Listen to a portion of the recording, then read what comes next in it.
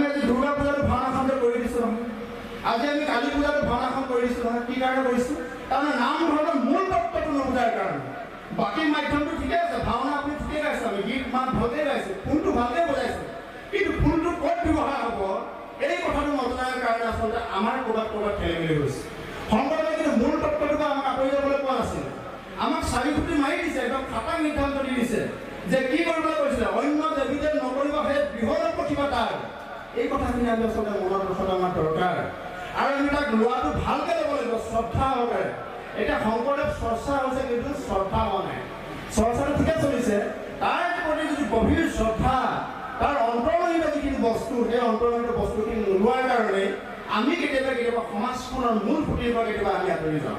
মই ভাবোঁ যে দেৱী পূজাৰ লগত যেতিয়া ফুলে তালে যেতিয়া গাই যেতিয়া মূৰ্তি বিসৰ্জন দিবলৈ যায়, মই ভাবোঁ যে আমাৰ এখন হৰিনাম ধৰ্ম আচলতে মূৰ্তি বিসৰ্জন হয়তো চেতনা বিসৰ্জন দিছে, আৰু অসমীয়া আধ্যাত্মিকতাৰ যিটো আদৰ্শ, সেই আদৰ্শটো বিসৰ্জন দিছে বুলি মোৰ গভীৰভাৱে অনুভৱ হয়।